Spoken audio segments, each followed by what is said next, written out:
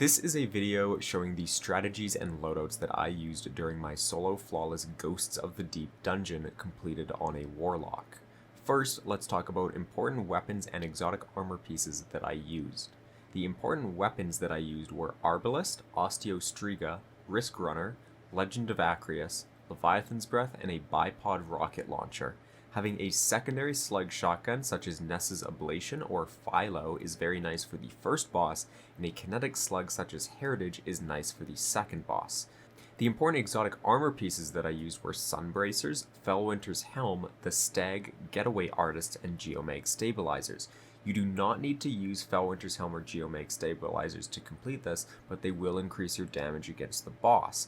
Additionally, you also don't need the Stag, and you could do the entire thing using only Sunbracers and Getaway Artists, but the Stag makes surviving damage much easier. I'm only going to cover the loadouts and strategies I used during the opening area and the two bosses. I'm assuming you've done this dungeon before and you know the pathing during the underwater section, so those sections are not going to be included here. If you don't know the pathing there, I would suggest you run the dungeon before you do the solo flawless, and there are plenty of guides on just doing the entire dungeon on YouTube already. I've linked one in the description. My loadout for the opening section is here on screen. Honestly, you can use whatever you want at the entrance and just make sure that you take it slow. On my Hunter Guide video, someone suggested Eyes of Tomorrow, and so I decided to try it out, and I quite enjoyed it. The one thing I would suggest though, if you do choose to use Eyes of Tomorrow, is to make sure you proc its perk from a distance, because I did die once proccing Eyes of Tomorrow, and wizards just blasted me. If you're on a solar warlock here, Sunbracers are great for ad clear, and it allows for really good survivability with Restoration and Ember of Resolve. Void Warlock isn't bad with Devour, and even Arc Warlock isn't bad if you use Getaway Artists here. For the first boss, I used 3 different loadouts, but you could totally toss the second loadout completely if you don't feel comfortable doing loadout swaps mid-encounter. That being said, I do highly suggest that you do the loadout swaps because the risk of death is very low with Restoration X2, and will just make you take less phases to kill the boss. The 3 loadouts I used are as follows. So the first loadout was for doing the main mechanic.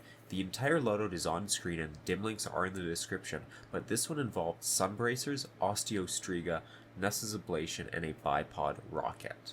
Second loadout was for finishing the night right before damage. This involved Fellwinter's Helm, Arbalest, Ness's Ablation, and a bipod rocket. And then the third loadout, which was for damage, involved the Stag, but you could swap this out for something like Lunafaction Boots, a slug shotgun such as Philo, and Legend of Acreus. All 3 loadouts contain the same aspects and fragments, which are Heat Rises, Touch of Flame, and then Ember of Resolve, Torches, Searing, and Empyrean. You need to make sure that all 4 fragments and both aspects are in the same order on all of your loadouts, or when you swap between loadouts, you will lose all of your abilities. For the first 2 loadouts, I recommend Phoenix Dive and then Healing Rift on the third loadout.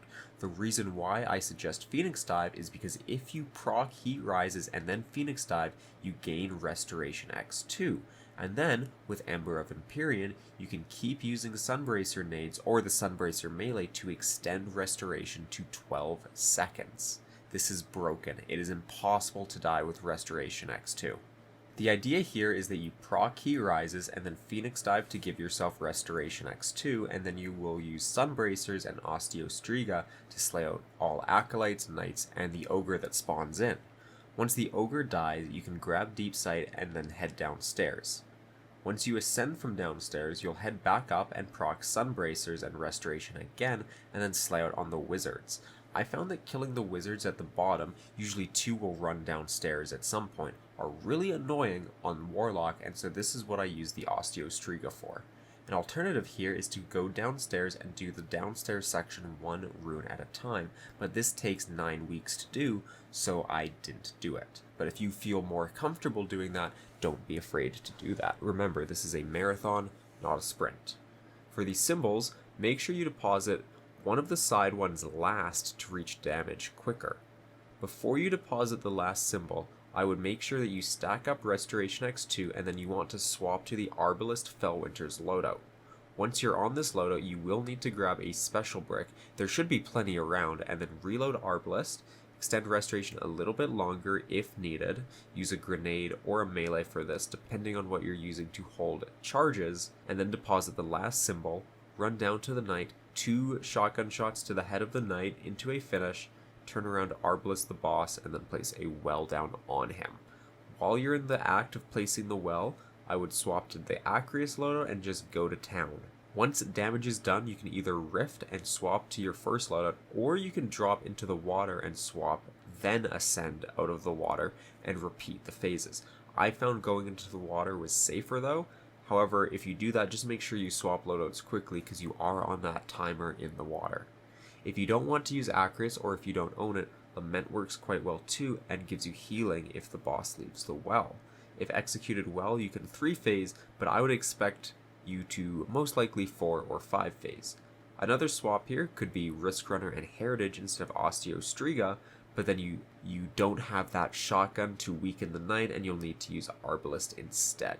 If you don't want to use either Acreus or Lament, the linears from the Raids Vow of the Disciple and Root of Nightmares work too, but you're needing to now actually aim during damage, and usually when you need to aim during damage, it just makes it take longer. For the final boss, I also used 3 different loadouts, but you can definitely toss the second loadout as well if you don't want to do as many swaps. I really liked Chaos Reach here, and most other people that I've spoken to who have done this fight solo on a Warlock also really liked Arc Warlock here, so that's what I'm going to recommend. On Arc Warlock, I used Electrostatic Mind and Arc Soul as the aspects, with Spark of Instinct, Shock, Resistance, and Haste as the fragments. You could replace Shock with Ions or Discharge, but I don't think it's needed because if you ever decide to throw your nade, the Jolt is quite nice. The important weapons that you want here are Risk Runner, a Kinetic Slug Shotgun like Heritage, a Bipod Rocket, Arbalest, and Leviathan's Breath. The important armor pieces that you want here are Getaway Artists, Geomags, which is optional, and the Stag, which I highly recommend.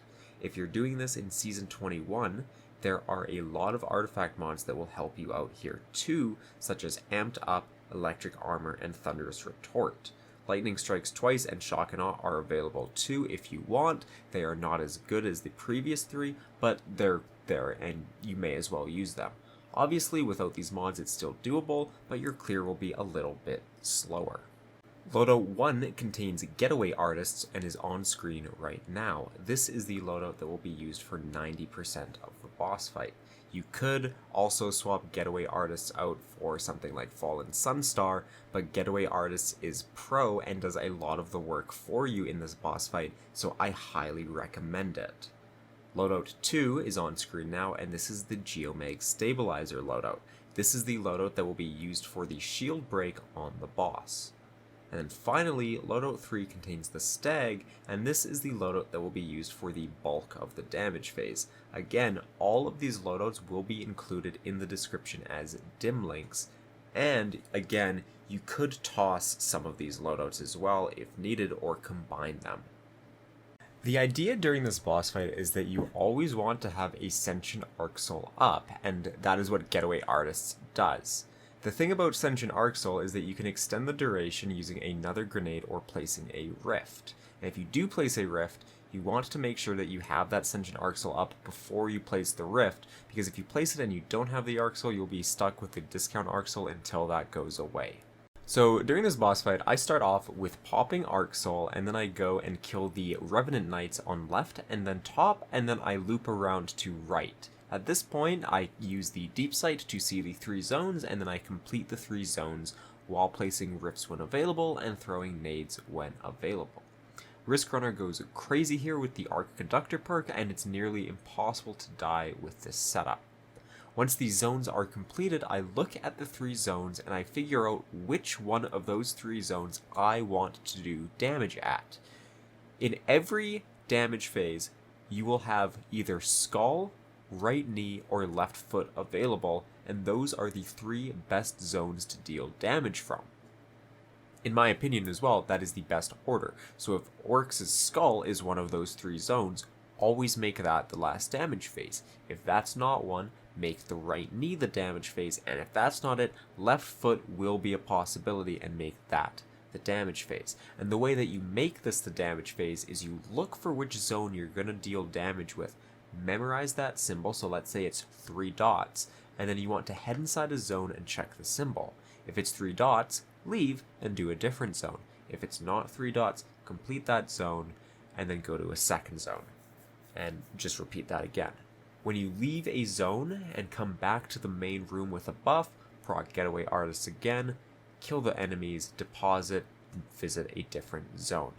Once 2 zones are done, before you go to grab the 3rd zone, you want to kill all of the enemies in the main area, including the 6th Thrall that you would have just spawned in. Once everything is dead, then go and visit the 3rd zone. Once you leave the 3rd zone, kill all the Acolytes, then grab Deep Sight and head to the damage location. At this point, summon a new Arc Soul, swap to the Arbalest loadout, deposit and blast her with Arbalest, and then pop your Geomag Super. Apparently, shooting her with Arbalest instantly prevents her from teleporting. Whether or not this is true, I have no idea, but when I did my solo 3 phase, she never teleported, and people in the comments were telling me it's because I killed her immediately with Arbalest. Once your Geomag Super is about to run out, swap to the Stag loadout, place a Healing Rift, and just go to town with Leviathan's Breath with triple Void Surges. You can use Cataclysmic, you can use Briar's Contempt, and you can use Xeno. I don't like aiming, so linears were out of the question for me, and Xeno takes 9 weeks to reload. Leviathan's Breath I find is very consistent with hitting headshots on this witch, and so I really like it. Rockets are okay too, but just don't miss or blow yourself up because your damage will go out the window. You also want to be very careful of the boss if she throws pulse nades too. I had that happen and I almost died, but being in a healing rift should be good, and with the stag, when you get weak, it'll give you about 55% rift energy, so you should always be able to have a healing rift up. Once damage is over, swap back to Risk Runner and repeat. Good luck.